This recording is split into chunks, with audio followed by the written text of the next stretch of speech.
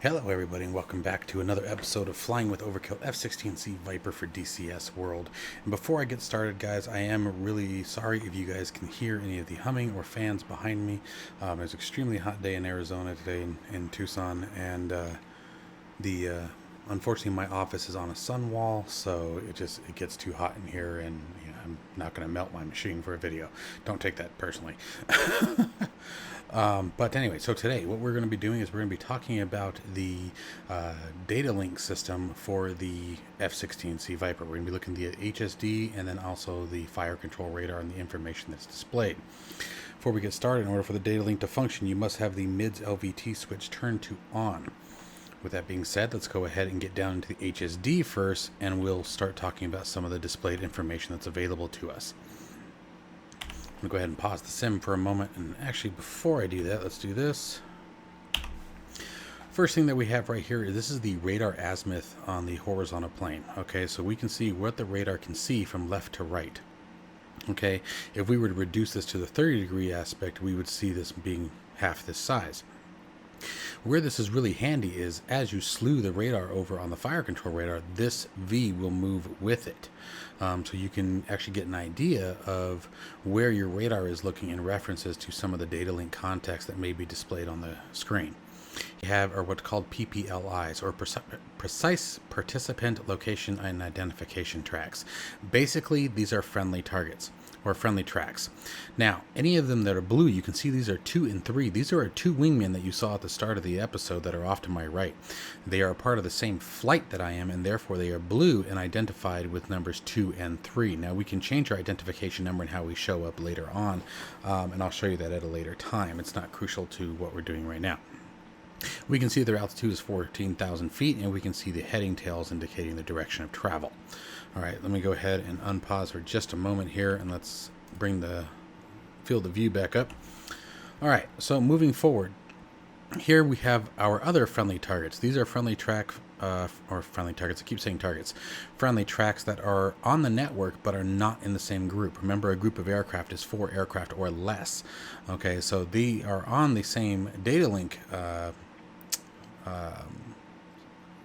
network that we are, but they are not in our same group. So therefore they are green. They have a little dot in the center of them. You can still see their heading tails as well as the altitude that they're flying at. Here, this is a SAM indication. It is a surface-to-air missile identification. Now, the only ones that you will ever be able to see is if we go to the F10 map, you can see that this is our SA-15 site. That's that yellow circle that we're seeing inside the HSD. Okay, now this is only visible if the mission designer chooses it to be. Okay, we have an option for those of you who aren't aware and don't mess with the mission editor. We can lay a unit down and then click a button that says hidden on map, and in that situation, coming to the F10 map here in the simulator, these guys would not be visible. We wouldn't be able to see that. So if they are selected as hidden on map, they will not appear here. Second thing you need to know about this is these are not dynamic. Okay, so wherever these are at the start of the mission, the second the mission is loaded, that is where this ring will stay. Even if the target is destroyed, this ring will stay. It is nothing more than a visual representation of a target, or in this case, a surface-to-air missile system that was identified prior to takeoff. Okay. After that, we have no, we could go and hit it with a GBU right now, and it would still be on the screen. Okay. Here, obviously, we have our current flight route indication. Now, these are where we want to start talking and where things get interesting. We have a couple different types of tracks. First, let's talk about color.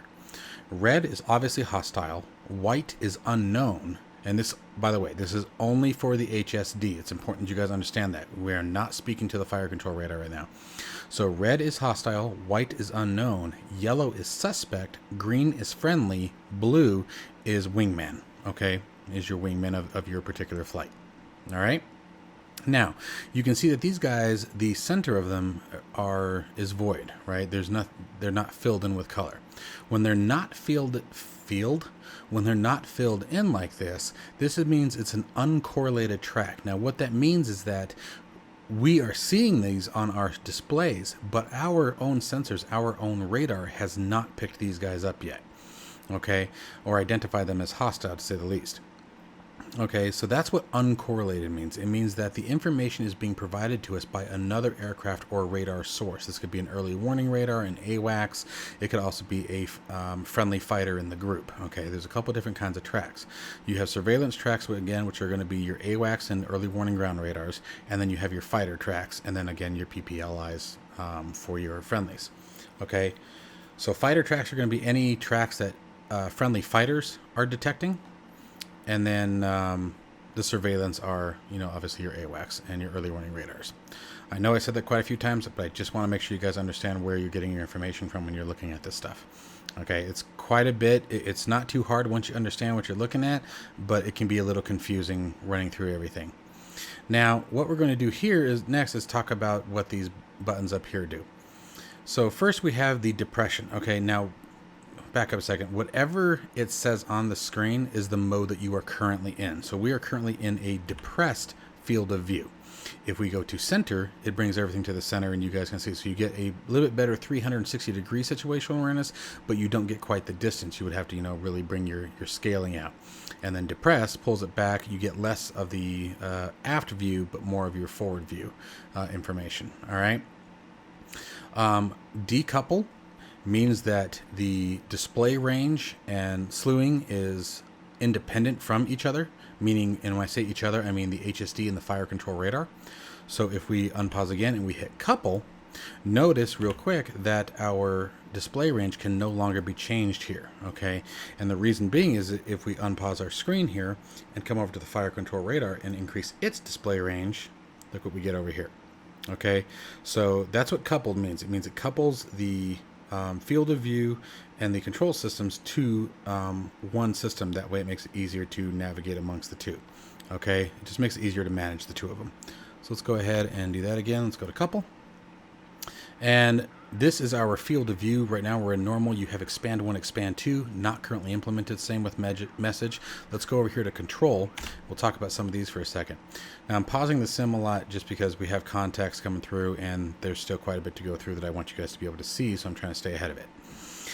Nav 1, 2, and 3 will remove your navigation 1, 2, and 3 flight routes. You can have up to 3 flight routes active, and you can either have them all display or you can filter them out as you choose. The rings will remove the purple rings.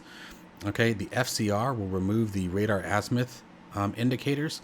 PRE and AIFF I don't believe are currently implemented, so I'm not going to worry about those at this time. Let's go down. Line 1, 2, 3, and 4 will remove the data information lines that can appear on the HSD depending on what you're doing at the time. Okay, so basically these are declutter options is all they are, is the way to think about it. Okay, so let's unpause for a second and go to page 2. All right, so coming over to page 2 now, first we have the L16ENG OSB currently not implemented. Okay, same thing with the reference point currently not implemented, and then finally at the bottom we have, or at the end we have the primary data link track range. Now the idea behind it is that the HSD will automatically display range will automatically scale or scale up. It will automatically increase to maintain the data link target tracks, okay, within the HSD field of view. So that way you always have your target tracks in your field of view. Okay. Now let's go ahead and work our way around here. A targets toggles the display of air threats or targets uploaded to your computer from the data link. Here is ground targets, same information. SAM will remove the SAM threat rings. Ship will remove any ship contacts that are currently displaying on it. A surveillance will remove the air surveillance track. So I'll show you guys that one real quick. That's kind of a big one. Boom. So now we're only seeing the PPLIs. Okay, and then the ground friendly targets. And then here is the launch acceptable range cues for the missile systems. Okay, let's bring that back up. We're going to need that. All right, and then we have the declutter button, but I don't see that it actually does anything. So we're going to go back to page 1, come out of control. All right.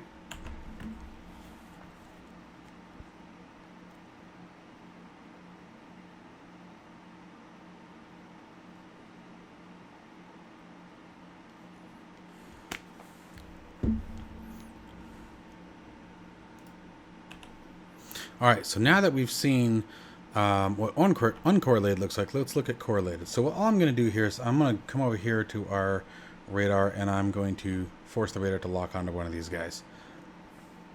And by the way, real quick, while I am on that, I do want to make a correction to anyone who might not have seen the previous video. In this circle, I had previously stated that this was the target's location to the turn no escape range. That's completely not true. I don't know why I said that. This is the target's location to us when this triangle or carrot enters that circle. Basically what that means is that the missile, as soon as it's fired, will go pitbull. Okay, this is the missile active range. Okay, so anything that's inside this circle, that's when the missile will go pitbull. Okay, all right, so let's go ahead and come back over. Oh, I want to come back over to the fire control radar. And all right, so I need to scale that down a little bit. Unpause. Okay, so now you can see same information that we've had before when we were doing the radar tutorial. So this is an unknown track, okay? And it's currently bugged, you know, by our radar system, and we still get the heading tape or the heading tail, and we still get the altitude. But let's go ahead and lock him up and really get a good track on it. So I'm going to come over here. Oh, you know what? It's because we're not in TWS. Give me a second.